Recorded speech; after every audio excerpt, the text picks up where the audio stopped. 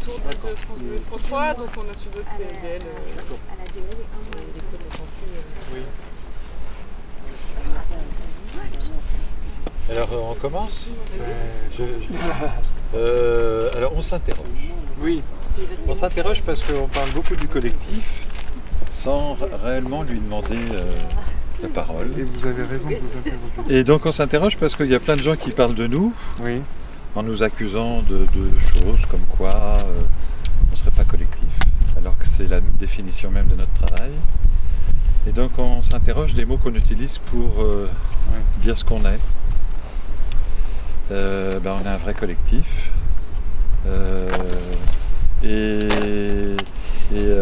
On a toujours été ouvert, on le reste encore. Et voilà, donc on est là pour remettre un peu les choses à leur place et redire ce qu'on est et redire la position qu'on occupe. Je passe la parole à Hélène. Oui, donc on a été invité via la presse en fait pour une rencontre éventuelle hier soir. Et à notre grande surprise, on n'a pas eu d'invitation formelle de la part des précurseurs de cette rencontre. Donc on a appris par la presse aussi que cette rencontre était annulée. Oui, c'est ça, vous avez appris par la presse, vous étiez invité, une rencontre qui n'a pas eu lieu. Voilà, et on a appris par la presse que cette rencontre était annulée parce que nous n'étions pas peut-être très intéressés par cette rencontre et les discussions. Bon, c'est évidemment pas la position du collectif, puisque quand on a appris ça, on a tout de suite dit qu'on était prêt à pouvoir discuter, effectivement, éventuellement à cette date, discuter des possibilités d'une union, d'un rassemblement, sachant que de toute manière, nous, on a déjà, je crois, posé les bases d'un engagement collectif à gauche depuis cet appel le 3 juillet. Nous avons au sein même de ce collectif des mouvements politiques qui ont fait le choix de venir avec cette méthode-là. Et c'est loin d'être du noyautage. Je crois qu'au contraire, c'est vraiment la preuve d'une manière de faire différente, qu'une manière de faire différente est possible.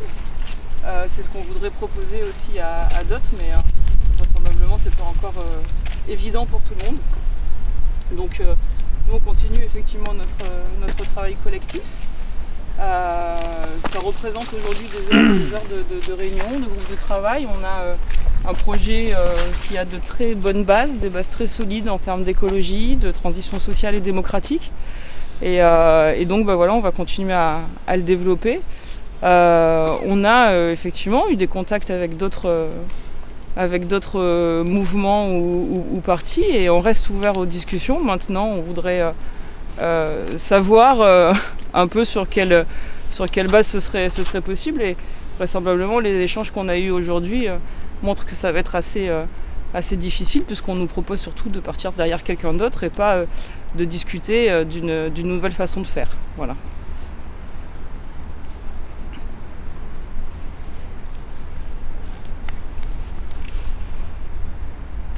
Mais justement, puisque vous travaillez avec des méthodes qui sont nouvelles, pourquoi une invitation formelle a été nécessaire pour répondre particulièrement? Est-ce que c'était pas simplement, vous n'êtes pas dit bon bah très bien, ça se fait, on y va, pourquoi vous attendiez une invitation formelle? En fait, on avait déjà eu des rencontres avec ces personnes, pour la plupart. Soit en amont du lancement de notre appel, soit en aval, soit même tout à fait dernièrement. Et que voilà, à partir du moment où il y a une initiative qui permet de mettre tout le monde autour de la table, nous on ne veut pas apparaître d'emblée comme des diviseurs, comme des gens qui ne sont pas intéressés par ça. C'est pas nos méthodes. D'ailleurs, on aurait proposé, si ça avait dû avoir lieu, que ce soit public et filmé, par exemple. Voilà, pour de manière à ce que ce soit complètement transparent, parce qu'on n'est surtout pas sur des négociations en termes de sièges ou de place ou je ne sais quoi. Voilà, ça c'est très clair pour nous. Donc on aurait voulu aussi profiter peut-être de ça pour montrer un peu dans nos façons de faire et dans notre discours que c'est pas que de la blague, quoi. C'est pas que de l'utopie, et ce qu'on est en train de construire, c'est quelque chose de sérieux, c'est quelque chose qui repose sur des bases solides, et que je pense que ça c'est complètement légitime et cohérent pour porter une liste municipale. Mais très concrètement, qu'est-ce qui vous a empêché de rejoindre cet appel? Vous n'étiez pas au courant? Nous n'avons pas été invités. Mais vous l'avez vu dans la presse. Mais enfin, on n'est pas invités par la presse. Ou avec La question, mais simplement peut-être que du coup ça a suscité des échanges entre vous et peut-être que des échanges ont empêché cette réunion d'avoir lieu. Alors, à moins qu'il y ait une initiative tout à fait personnelle d'un membre du collectif qui a tout de suite mis son veto, mais nous n'avons pas cette information à notre connaissance, loin de là, et ce serait surprenant. Non, le problème c'est que voilà, les personnes qui disaient appeler à cette rencontre ont beau avoir nos contacts, ne nous ont jamais contactés pour nous dire bon sur quel ordre du jour, sur quel lieu et sur quelle heure ça peut partir. Et quel plat on pouvait manger, puisqu'il s'agissait d'un dîner, mais on l'a appris incidemment aussi par l'ADL. Voilà. Et du coup, là, pour l'idée de rassemblement, vous continuez à creuser votre sillon, évidemment, dans le processus que vous avez lancé le 3 juillet, juillet. Est-ce que le désir d'union, d'après ce que je crois, ou de discussion sur le rassemblement, il peut être là, mais qui va redégainer, entre guillemets, le premier? Est-ce que, pour voir comment se rassembler et que la gauche soit unie, et c'est vrai que diviser, si vous voulez battre, ou si celui de la gauche veut battre le maire sortant ou la droite, comment du coup ça peut se poser? Est-ce que c'est une priorité pour vous? Dans les prochains jours, dans les premières semaines, comment ça peut se passer? Comment vous voyez les choses, vous? La priorité pour nous, c'est de maintenir le cap sur l'aspect démocratique de notre démarche, clairement. Maintenant, la difficulté qu'on a, c'est que à travers les discussions que nous avons pu avoir, ou les positionnements outre la presse qui ont été pris par d'autres personnes, la condition d'un rassemblement serait d'aller derrière une autre tête de liste et une autre étiquette. C'est-à-dire clairement, Delphine Labaille veut bien un rassemblement, mais derrière elle, et avec le PS et Europe Écologie Les Verts veulent bien un rassemblement, mais derrière François Carême et avec ce parti-là. Parce qu'il s'estime, j'imagine, plus légitime que d'autres, ou ce que disait Madame Labaille. Quel argument elle avance, qu'elle a travaillé depuis des années. Les arguments qu'ils avancent, c'est leur légitimité, tout à fait. Voilà. Bon, après ça, je vous laisse le soin d'en juger si vous le souhaitez. Mais ça, c'est affirmé par la... C'est affirmé par les deux. Madame Labaille et M. Carême. Oui. D'accord. Donc on se dit comment sortir on était prêts. Ça, nous, c'est vrai que depuis le 16 novembre, on a 13 candidats. Alors, on ne connaît pas l'ordre encore, mais on a 13 candidats et une tête de liste. On était prêts à poser la question aux 137 signataires et avoir le débat en assemblée plénière. Qu'est-ce qu'on remet en cause? On était y compris prêts à poser cette question-là. Est-ce qu'on remet en cause notre tête de liste et nos candidats? Donc vraiment, la souplesse et l'ouverture, je crois qu'on a pu en faire preuve. On a proposé à ces autres partenaires, entre guillemets, de venir nous rencontrer en assemblée plénière pour nous expliquer sur quelle position éventuellement il fallait qu'on bouge si on voulait faire quelque chose ensemble. Voilà, la porte est restée ouverte, on n'a pas eu de visite. On continue à discuter, à espérer, mais j'avoue que... je comprenne bien, les 137 sont prêts à vous accueillir, ou Delphine Labaille ou Madame Carême, Monsieur Carême, dire venez et voir comment... Soumettez Non, mais après, pour être honnête, il n'y a pas eu de contact direct avec Delphine Labaille. Mais il y en a eu en amont du lancement de l'appel et voilà, les derniers échanges nous ont montré que c'était compliqué de s'entendre sur ces bases citoyennes. Et ça se fait pas avec elle, ça se fait avec son directeur de campagne. J'ai l'impression c'est souvent lui qui... Oui, mais nous on n'a pas de directeur de campagne. Oui, de toute façon, la solution, les Anglais disent take the control, hein. Ils veulent reprenons le contrôle. Les partis disent gardons le contrôle et nous on dit donnons le contrôle au peuple. C'est trois choses différentes.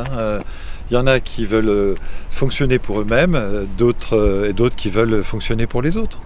Nous on en est là, c'est-à-dire qu'à partir du moment où chacun acceptera le fait que on veut que le contrôle des choses se fasse par les citoyens, peut-être qu'on aura effectivement, au lieu que le contrôle des choses se fasse par les partis, peut-être qu'on aura gagné un terrain d'entente et de discussion. Là, pour l'instant, on est là-dessus. Donc, il faut admettre à un moment donné que les situations évoluent et qu'il y a une forme de gouvernance qui n'est plus en place. Et que, effectivement, nous, on est dans une autre proposition que celle qui, effectivement, d'essayer de partager la notion de responsabilité et de surtout refaire une lecture sur la notion de pouvoir.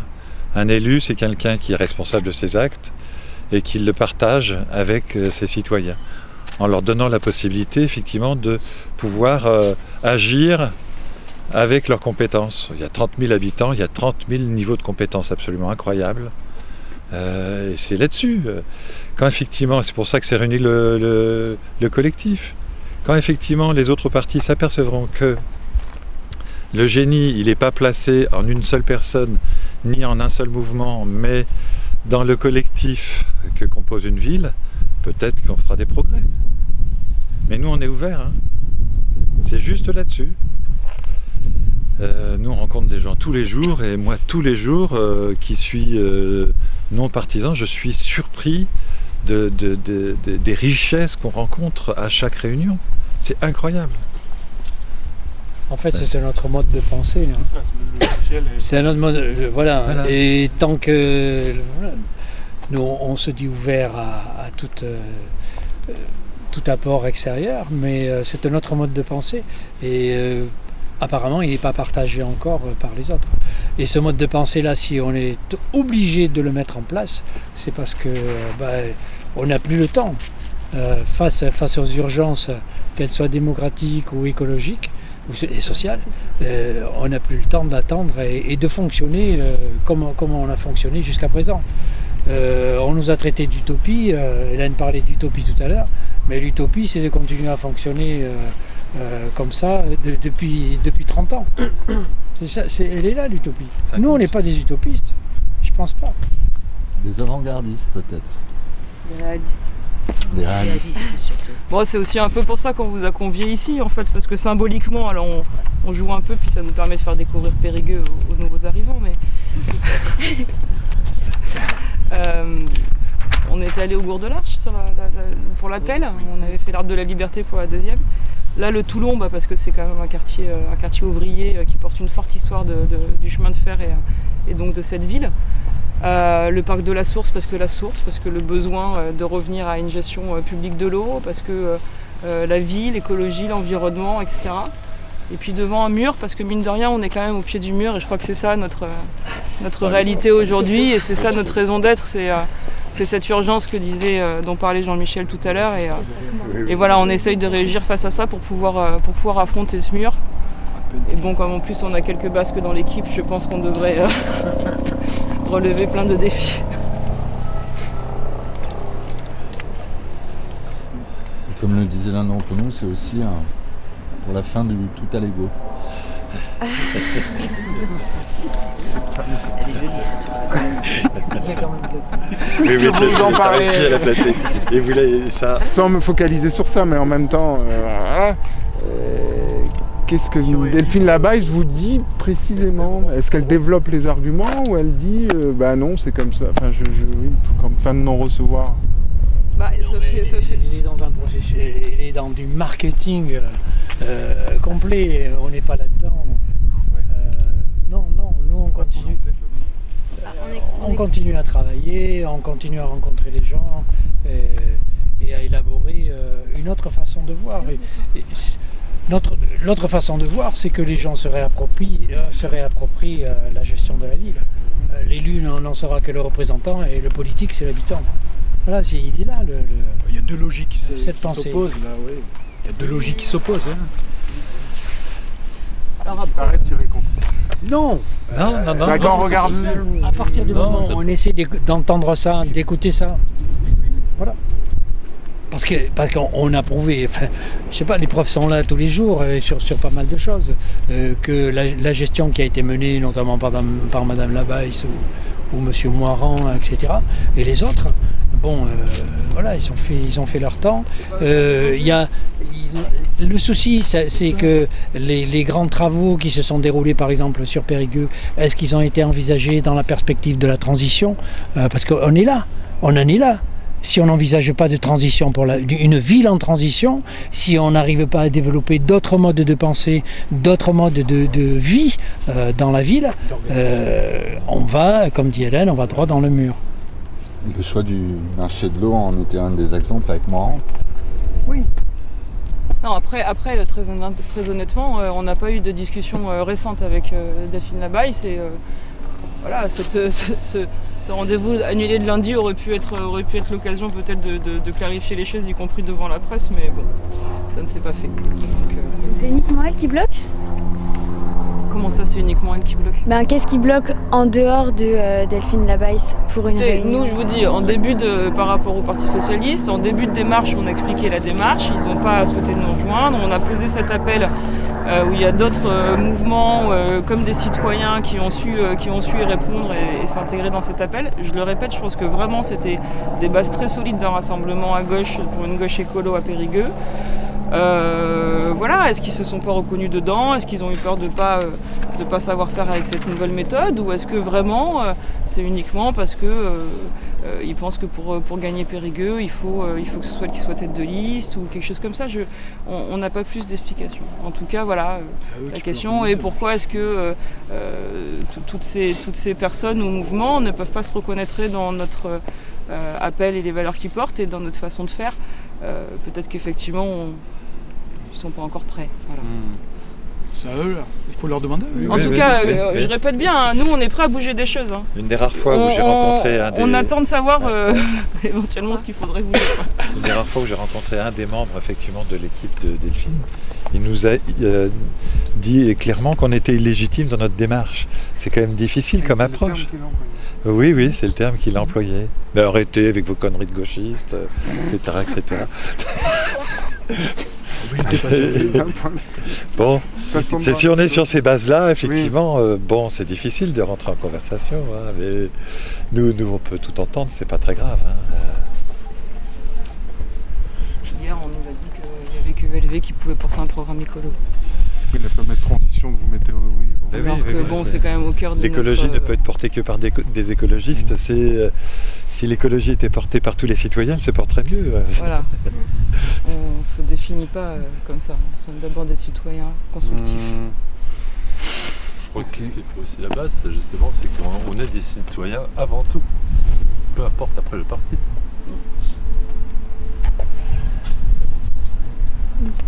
Mais on peut penser que ça déstabilise les autres, certainement. Oui. Voilà. Donc il y a une transition à opérer aussi pour beaucoup, quoi. Oui, le paramètre, un des paramètres qui dérange peut-être un petit peu, c'est que nous on veut réinventer la fonction d'élu. Et ça, je ne sais pas si les autres l'envisagent de cette façon-là. Et aussi même en amont tout le processus. Voilà, c'est les luttes finalement, c'est quand il y a. Oui, ça va jusque dans le. Oui. Ça veut dire aussi réinventer la fonction de l'élu. Et des conseillers, quoi, par la même occasion. C'est tout un schéma de la démocratie représentative qui est remise en question. On n'est plus la représentation avec un mandat qu'on va appliquer. On est les animateurs de processus de mise en marche et de mise en cohésion d'une population qui veut effectivement participer rapidement, parce que c'est urgent, aux défis qui nous sont posés, qui sont écologiques d'abord et qui sont sociaux. On n'est pas tout seul. Hein, et où chacun et chacune a une voix. C'est-à-dire que, quelles que soient les organisations qui nous rejoignent, qui nous ont rejoints ou qui nous rejoindraient, chacun et chacune a sa voix. En fait, c'est pas un parti qui a une voix où, on est chacun là pour s'exprimer et tous les habitants de Périgueux sont dans ce processus-là, sont invités en tout cas à le faire. Le collectif est un lieu de construction entre les citoyens, effectivement avec une valeur de parole égale, et c'est surtout pas un lieu de rapport de force entre appareils. Voilà. C'est entre autres pour garantir ça qu'on s'est fixé quelques règles de fonctionnement qui, à mon avis, sont effectivement peut-être un peu nouvelles, mais qui, en tout cas, nous aident à construire des choses, je trouve, de grande qualité en termes de contenu de projet et tout là, et avec la participation des citoyens et des citoyennes, donc c'est plutôt positif.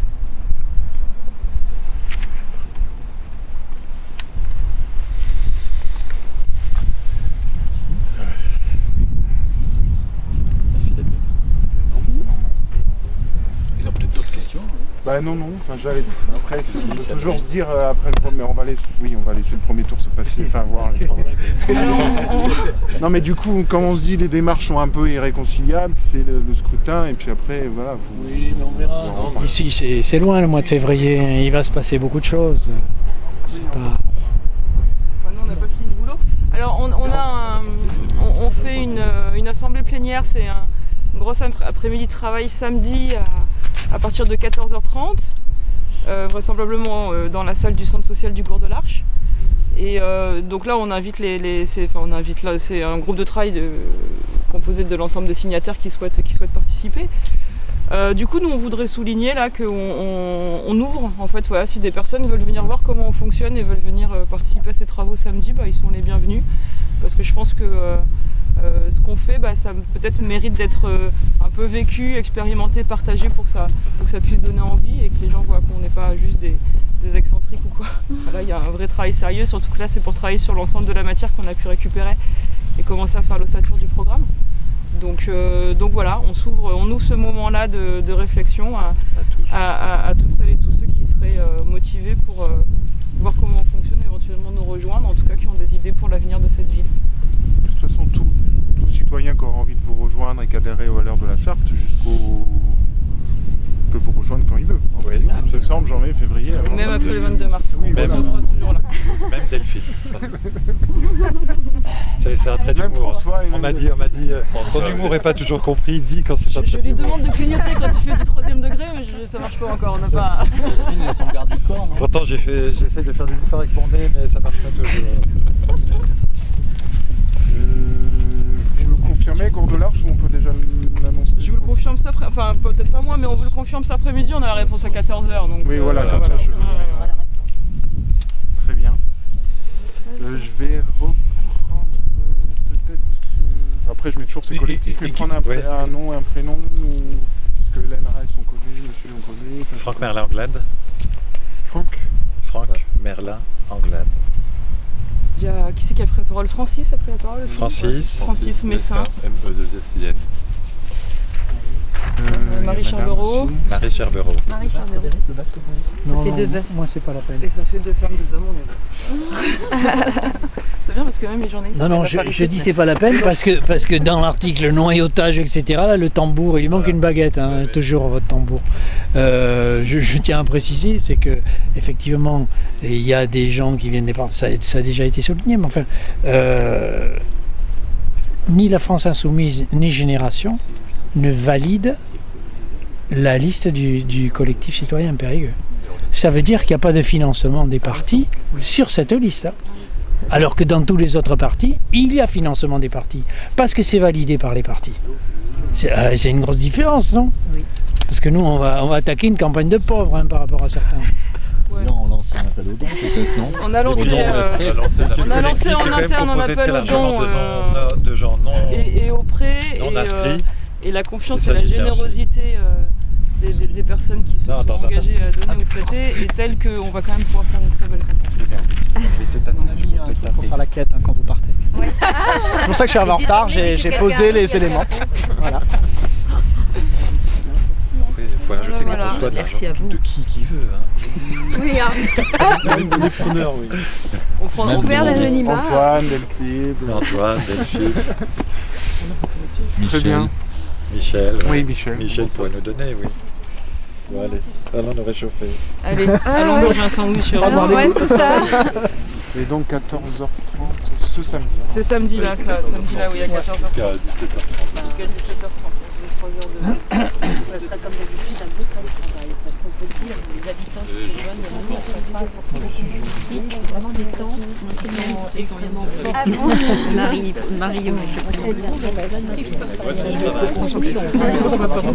C'est marrant, je suis en train de repenser sur rapport à l'article sur le noyautage. En fait, j'avais pas fait le calcul précis. Ouais, c'est sur le tambour.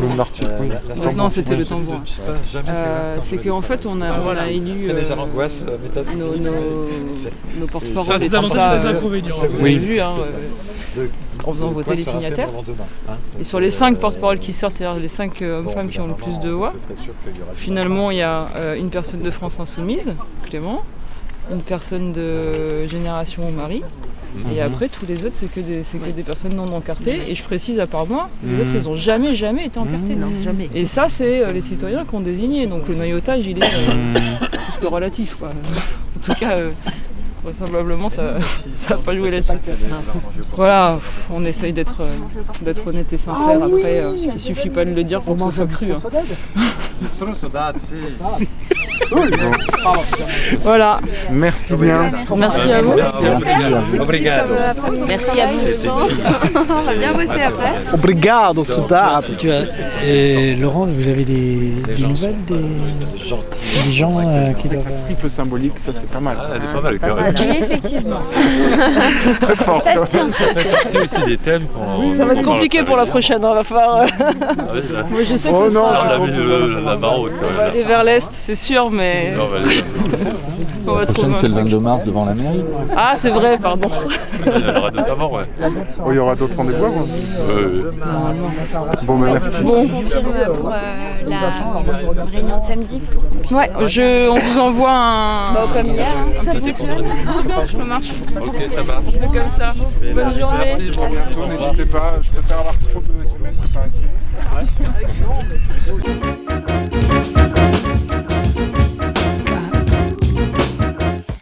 Rock.